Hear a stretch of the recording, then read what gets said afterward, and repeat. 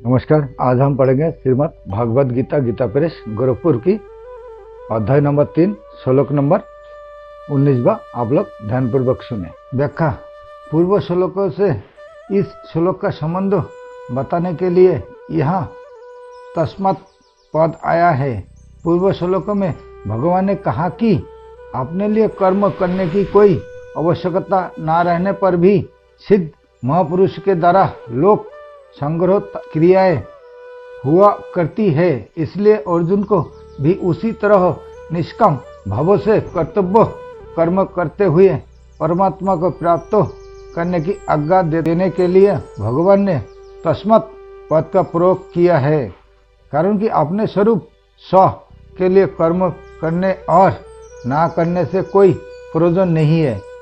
कर्म सदैव पर दूसरे के लिए होता है, स्व के लिए नहीं। अंत दूसरे के लिए कर्म करने से कर्म करने का राग मिट जाता है और स्वरूप में स्थिति हो जाती है। अपने स्वरूप से विजातीयों जड़ पदार्थों के प्रति आकर्षण को आसक्ति कहते हैं। आसक्ति रहित होने के लिए आसक्ति के कारण को जानना आवश्यक है। मैं शरीर हूँ और शरीर मेरा है, ऐसा मानने से शरीर आदि नाशवान पदार्थों का महत्व अंतःकरण में अंकित हो जाता है। इसी कारण उन पदार्थों में आसक्ति हो जाती है। आसक्ति पतन करने वाली है, कर्म नहीं। आसक्ति कारण ही मनुष्य शरीर, इंद्रिय, मन, बुद्धि आदि जड़ पदार्थों से अपना संबंध मानकर अपने आराम सुख भोग के लिए तरह तरह के कर्म करता है। इस प्रकार जड़ता से आसक्ति पूर्वक माना हुआ संबंध ही मनुष्य के बारंबार जन्म मरण का कारण होता है। आसक्ति रहित होकर कर्म करने से जड़ता से संबंध विच्छेद हो जाता है। आसक्ति वाला मनुष्य दूसरे का हित नहीं कर सकता है, जबकि आसक्ति रहित मनुष्य स्वाभाविक प्राणी मात्र का हित होता है। उसके सभी कर्म केवल दूसरे के हितार्थ होते हैं। संसार में प्राप्त सामग्री शरीर आदि से हमने अभी तक अपने लिए ही कर्म किया है, उसको अपने ही सुख भोग और संग्रह में लगाया है। इसलिए संसार का हमारे पर ऋण है, जिसे उतारने के लिए केवल संसार के हित के लिए कर्म करना आवश्यक है। अपने लिए फल की कामना रखकर कर्म करने से पुराना ऋण तो समाप्त होता नहीं, नया ऋण और उत्पन्न हो जाता है। ऋण से मुक्त होने के लिए बारंबार संसार में आना पड़ता है। दूसरे के हित के लिए सब कर्म करने से पुराना ऋण समाप्त हो जाता है और अपने लिए कुछ न करने तथा कुछ न चाहने से नया ऋण उत्पन्न नहीं होता। इस तरह जब पुराना ऋण समाप्त हो जाता है और नया ऋण उत्पन्न नहीं होता, तब बंधन का कोई कारण न रहने से मनुष्य स्वत मुक्त हो जाता है। कोई भी कर्म निरंतर नहीं रहता, पर आसक्ति अंतःकरण में निरंतर रह करती है। इसलिए भगवान सततम असक्त पदों से निरंतर आसक्ति रहित होने के लिए कहते हैं। मेरे को कहीं भी आसक्त नहीं होना है, ऐसी जागृति साधक को निरंतर रखनी चाहिए। निरंतर आसक्ति रहित रहते हुए जो विहित कर्म सामने आ जाए उसे कर्तव्य मात्र समझकर कर देना चाहिए, ऐसा उपयुक्त पदों का भाव है। वास्तव में देखा जाए तो किसी के भी अंतःकरण में आसक्ति निरंतर नहीं रहती। जब संसार निरंतर नहीं रहता, प्रतिक्षण बदलता रहता है, तब उसकी आसक्ति निरंतर कैसे रह सकती है। ऐसा होते हुए भी माने हुए अहम के साथ आसक्ति निरंतर रहती हुई प्रतीत होती है। कर्जम अर्थात कर्तव्य उसे कहते हैं जिसको कर सकते हैं और जिसको आवश्यक करना चाहिए। दूसरे शब्दों में कर्तव्य का अर्थ होता है अपने स्वार्थ का त्याग करके दूसरे का हित करना अर्थात दूसरे की उस शास्त्र विहित न्याय युक्त मांग को पूरा करना जिसे पूरा करने की सामर्थ्य हमारे में है। इस प्रकार कर्तव्य का संबंध परहित से है। कर्तव्य का पालन करने में सब स्वतंत्र और समर्थ है, कोई पराधीन और असमर्थ नहीं है। हाँ, प्रमाद और आलस्य के कारण अकर्तव्य करने का बुरा आदत हो जाने से तथा फल की इच्छा रहने से ही वर्तमान में कर्तव्य पालन कठिन मालूम देता है। अन्यथा कर्तव्य पालन के समान सुगम कुछ नहीं है। कर्तव्य का संबंध परिस्थिति के अनुसार होता है। मनुष्य प्रत्येक परिस्थिति में स्वतंत्रता पूर्वक कर्तव्य का पालन कर सकता है। कर्तव्य का पालन करने से ही आसक्ति मिटती है।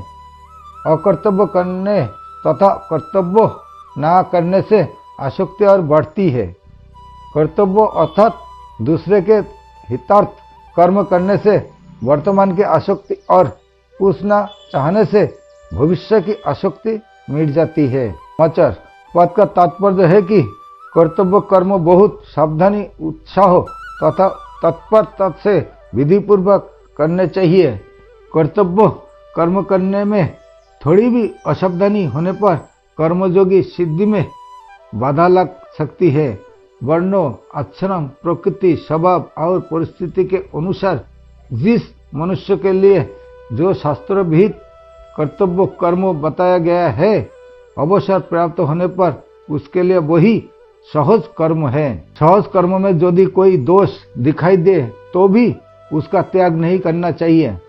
गीता 18वें अध्याय का 48वां श्लोक, क्योंकि सहज कर्म को करता हुआ मनुष्य पाप को प्राप्त नहीं होता। गीता 18वें अध्याय का 47वां श्लोक। इसलिए यहाँ भगवान अर्जुन को मानो यहाँ कह रहे हैं कि तू क्षत्रिय है, अंत युद्ध करना और दिखने पर भी तेरा सहज कर्म है, घोर कर्म नहीं। अंत सामने आए हुए सहज कर्म को अनासक्त होकर कर देना चाहिए। अनासक्त होने पर ही समता प्राप्त होती है। विशेष बात, जब जीव मनुष्य योनि में जन्म लेता है तब उसको शरीर, धन, जमीन, मकान आदि सब सामग्री मिलती है और जब वह यहाँ से जाता है तब सब सामग्री यही छूट जाती है। इस सीधी सादी बात से यह सहज ही सिद्ध होता है कि शरीर आदि सब सामग्री मिली हुई है, अपनी नहीं है। जैसे मनुष्य काम करने के लिए किसी कार्यालय ऑफिस में जाता है तो उसे कुर्सी, मेज, कागज आदि सब सामग्री कार्यालय का काम करने के लिए ही मिलती है, अपनी मानकर घर ले जाने के लिए नहीं। ऐसी मनुष्य को संसार में शरीर आदि सब सामग्री संसार का काम सेवा करने के लिए ही मिली है, अपनी मानने के लिए नहीं। मनुष्य तत्परता और उत्साह पूर्वक कार्यालय का काम करता है तो उस काम के बदले में उसे वेतन मिलता है। काम कार्यालय के लिए होता है और वेतन अपने लिए। इसी प्रकार संसार के लिए ही सब काम करने से संसार से संबंध विच्छेद हो जाते हैं और जो परमात्मा के साथ अपने नित्य संबंधों का अनुभव हो जाता है। कर्म और योग दोनों मिलकर कर्मयोग कहलाता है। कर्म संसार के लिए होता है और योग अपने लिए। यहाँ योग ही मानो वेतन है। संसार साधन का क्षेत्र है। यह प्रत्येक सामग्री साधन के लिए मिलती है, भोग और संग्रह के लिए कदापि नहीं। सांसारिक सामग्री अपनी और अपने लिए है ही नहीं। अपनी वस्तु परमात्मा तत्व मिलने पर फिर अन्य किसी वस्तु को पाने की इच्छा नहीं रहती। गीता 6 अध्याय का 22वां श्लोक।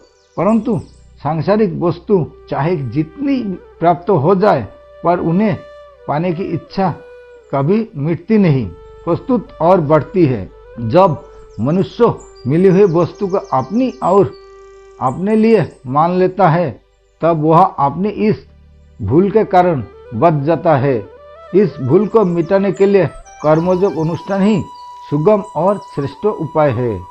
कर्मयोगी किसी भी वस्तु को अपनी और अपने लिए ना मानते हुए उसे दूसरे की सेवा में उन्हीं को मानकर लगाता है। अंत वह सुगमता पूर्वक संसार बंधन से मुक्त हो जाता है। कर्म तो सभी प्राणी किया करते हैं, पर साधारण प्राणी और कर्मयोगी द्वारा किए गए कर्म में बड़ा भारी अंतर होता है। साधारण मनुष्य कर्मी आसक्ति, ममता, कामना आदि को साथ रखते हुए कर्म करता है और कर्मयोगी आसक्ति, ममता, कामना आदि को छोड़कर कर्म करता है। कर्म के कर्मों का प्रभाव अपनी तरफ होता है और कर्मयोगी के कर्म का प्रभाव संसार की तरफ। इसलिए कर्मी धोता है और कर्मयोगी मुक्त होता है। मनुष्य ही आसक्ति पूर्वक संसार से अपना संबंध जोड़ता है, संसार नहीं। अंत मनुष्य का कर्तव्य है कि वह संसार के हित के लिए ही सब कर्म करे और बदले में उनका कोई फल ना चाहे। इस प्रकार आसक्ति रहित होकर अर्थात मुझे किसी से कुछ नहीं चाहिए, इस भाव से संसार के लिए कर्म करने से संसार से सब संबंध विच्छेद हो जाता है। कर्मयोगी संसार की सेवा करने से, वर्तमान की वस्तुओं से और कुछ ना चाहने से भविष्य की वस्तुओं से संबंध विच्छेद करता है। मेले में स्वयं सेवक अपना कर्तव्य समझकर दिन भर यात्रियों की सेवा करते हैं और बदले में किसी से कुछ नहीं चाहते। अंत रात्रि में सोते समय उन्हें किसी की याद नहीं आती, कारण कि सेवा करते समय उन्हें किसी से कुछ चाहा नहीं। इसी प्रकार जो सेवा भाव से दूसरे के लिए ही सब कर्म करता है और किसी से मान बड़ाई आदि कुछ नहीं चाहता, उसे संसार की याद नहीं आती। वह सुगमता पूर्वक संसार बंधन से मुक्त हो जाता है। कर्म तो सभी किया करते हैं, पर कर्मयोग तभी होता है जब आसक्ति रहित होकर दूसरे के लिए कर्म किए जाते हैं। आसक्ति शास्त्र विहित कर्तव्य कर्म करने से ही मिट सकती है। धर्मते विरति मानस, शास्त्र निषिद्ध कर्म करने से आसक्ति कभी नहीं मिट सकती। जैसे 13वें अध्याय के 33वें श्लोक में भगवान ने परम पद से सांख्य योगी के परमात्मा को प्राप्त होने की बात कही, ऐसे ही यहाँ परम पदों से कर्म योग के योगी के परमात्मा को प्राप्त होने की बात कहते हैं। तात्पर्य यह है कि साधक रुचि, विश्वास और योग्यता के अनुसार किसी भी मार्ग, कर्मयोग, ज्ञान योग या भक्ति योग पर क्यों न चले, उसके द्वारा प्राप्त को वस्तु एक परमात्मा ही है। गीता 5वें अध्याय का 4वां श्लोक, प्रत्यक्ष तत्व वही हो सकता है जिसकी प्राप्ति में विकल्प, संदेह और निराशा ना हो तथा जो सदा हो, सब देश में हो, सब काल में हो, सभी के लिए हो, सबका अपना हो और जिस तत्व से कोई कभी किसी अवस्था में किंचित मात्र भी अलग ना हो सके, अर्थात जो सबको सदा अभिन्न रूप से साथ प्राप्त हो। शंका, कर्म करते हुए कर्मयोगी का कर्तव्याभिमान कैसे मिट सकता है? क्योंकि कर्तव्याभिमान मिटे बिना परमात्मा का अनुभव नहीं हो सकता। समाधान, साधारण मनुष्य सभी कर्म अपने लिए करता है। अपने लिए कर्म करने से मनुष्य में कर्तृत्वाभिमान रहता है। कर्मयोगी कोई भी क्रिया अपने लिए नहीं करता। वह ऐसा मानता है कि संसार से शरीर, इंद्रिय, मन, बुद्धि, पदार्थ, रुपया आदि जो कुछ सामग्री मिली है वह सब संसार की ही है, अपनी नहीं। जब कभी अवसर मिलता है तभी वह सामग्री, समय, समर्थ आदि को संसार की सेवा में लगा देता है। उनको संसार की सेवा में लगते हुए कर्मयोगी ऐसा मानता है कि संसार की वस्तु ही सांसारिक सेवा में लगा रहा है, अर्थात सामग्री, समय, समर्थ आदि उन्हीं के है जिनकी सेवा हो रही है। ऐसा मानने से कर्तृत्वाभिमान नहीं रहता है। कर्तव्य में कारण है भोक्तृत्व। कर्मयोगी भोग की आशा रखकर करता ही नहीं।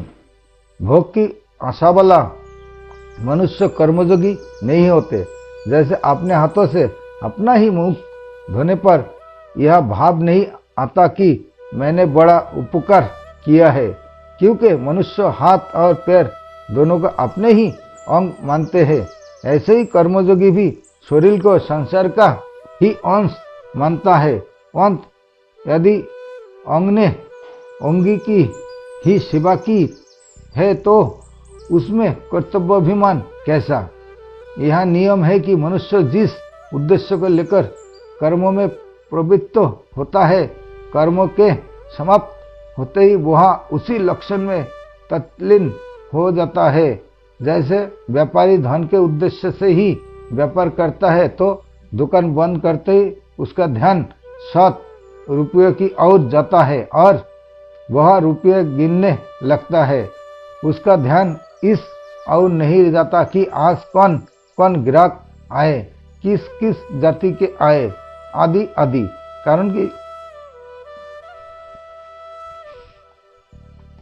कारण कि ग्राहकों से उसका कोई प्रयोजन नहीं। संसार का उद्देश्य रखकर कर्म करने वाला मनुष्य संसार में कितना ही तल्लीन क्यों ना हो जाए, पर उसकी संसार से एकता नहीं हो सकती, क्योंकि वास्तव में संसार से एकता है ही नहीं।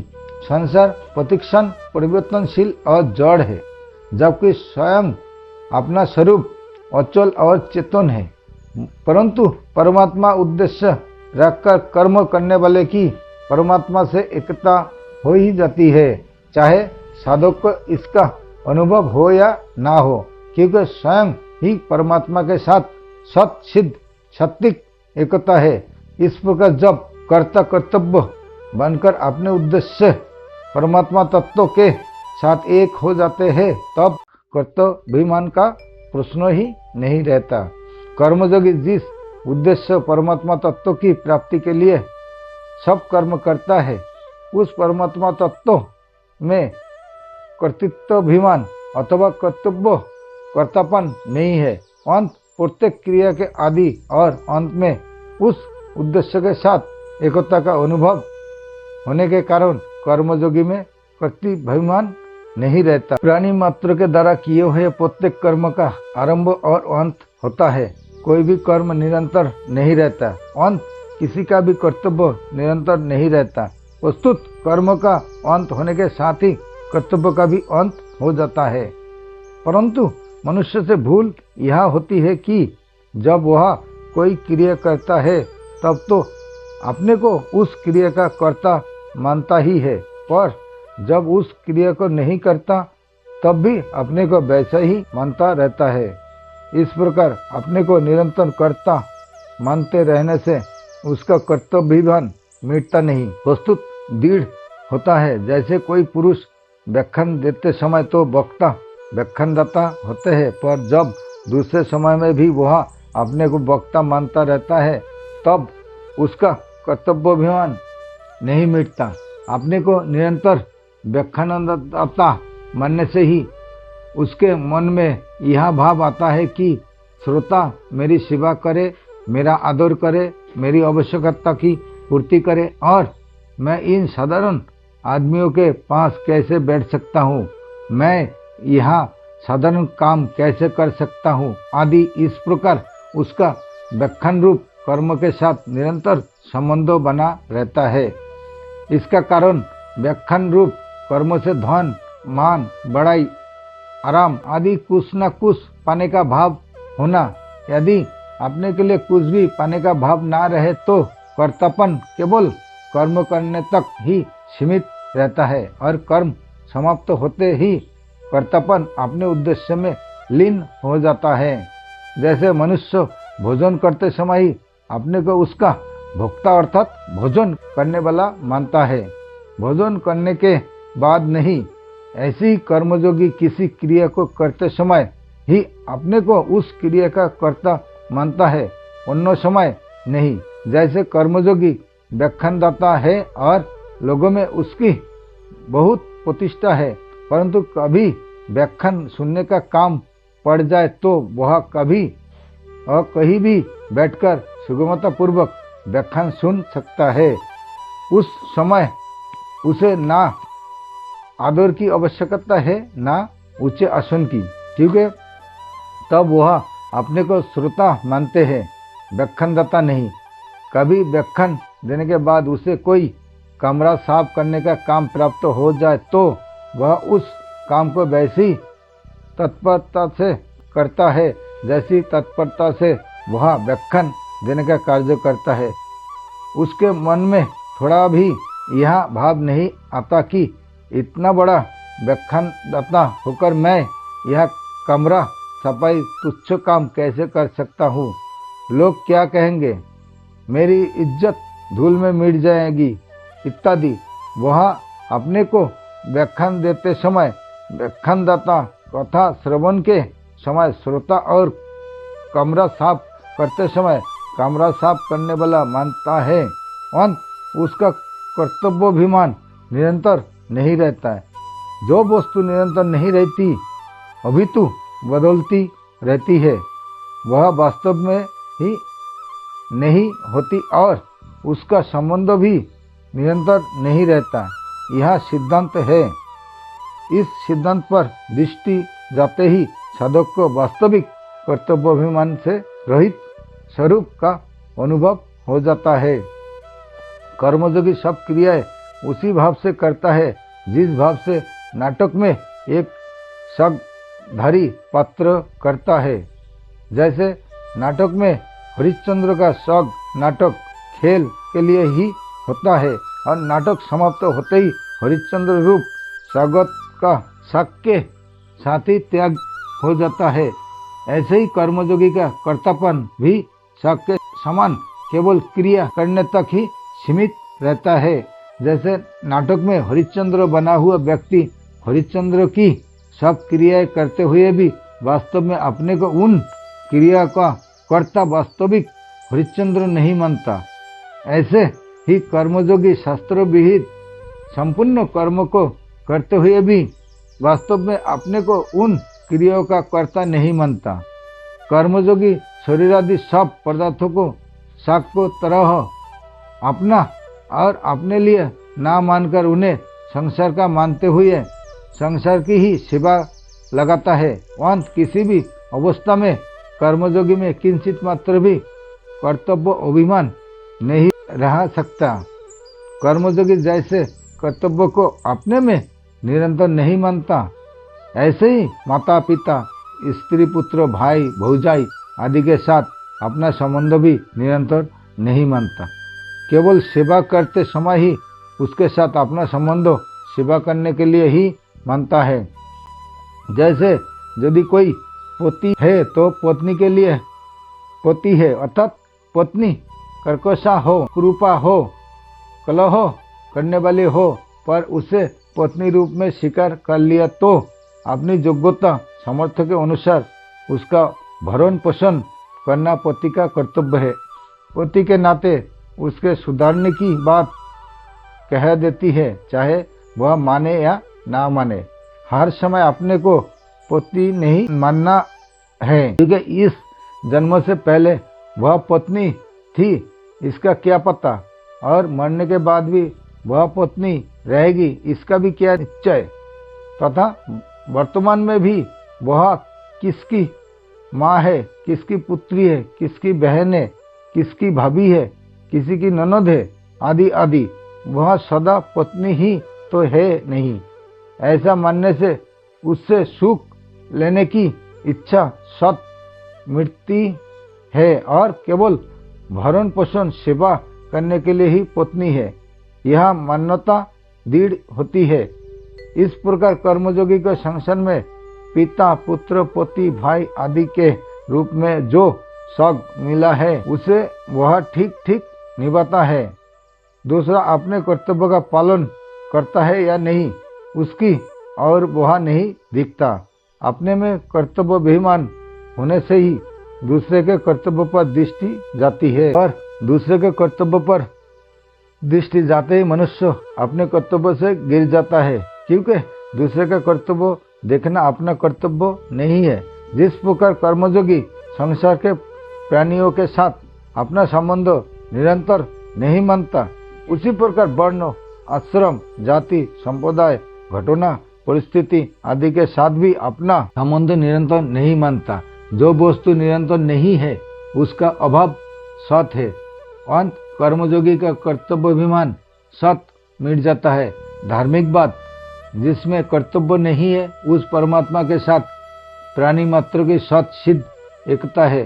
साधक से भूल यह होती है कि वह इस वास्तविकता की तरफ ध्यान नहीं देता। जिस प्रकार झूला कितनी ही तेजी से आगे पीछे क्यों ना जाए, हर बार वह समता समस्थिति में आता ही है, अर्थात जहाँ से झूले की रस्सी बंधी है उसकी सीध में आगे पीछे जाते समय एक बार आता ही है। उसी प्रकार प्रत्येक क्रिया के बाद अक्रिय अवस्था समता आती ही है। दूसरे शब्दों में पहली क्रिया के अंत तथा दूसरी क्रिया के आरंभ में बीच और प्रत्येक संकल्प तथा विकल्प के बीच समता रहती ही है। दूसरी बात, यदि वास्तविक दृष्टि से देखा जाए तो झूला चलते हुए विषम दिखने पर भी निरंतर समता में ही रहता है, अर्थात झूला आगे पीछे जाते समय भी निरंतर जहाँ से झूले की रस्सी बंधी है उसकी सीध में ही रहता है। इसी प्रकार जीव भी प्रत्येक क्रिया में समता में ही स्थित रहता है। परमात्मा से उसकी एकता निरंतर रहती है। क्रिया करते समय समता में स्थिति ना देखने पर भी वास्तव में समता रहती ही है। जिसका कोई अनुभव करना चाहे तो क्रिया समाप्त होते ही उस समता का अनुभव हो जाता है। यदि साधक इस विषय में निरंतर सावधान रहे तो उसे निरंतर रहने वाली समता या परमात्मा से अपनी एकता का अनुभव हो जाता है। जहाँ कर्तव्य नहीं है, माने हुए कर्तव्य अभिमान को मिटाने के लिए प्राप्ति और प्राप्त का भेद समझ लेना आवश्यक है। जो दिखता है पर मिलता नहीं उसे प्राप्ति कहते हैं, और जो मिलता है पर दिखता नहीं उसे प्राप्त कहते हैं। दिखने, सुनने आदि में आने वाला प्रतिक्षण परिवर्तनशील संसार प्रतीति है और सर्वत्र नित्य परिपूर्ण परमात्मा तत्व प्राप्त है।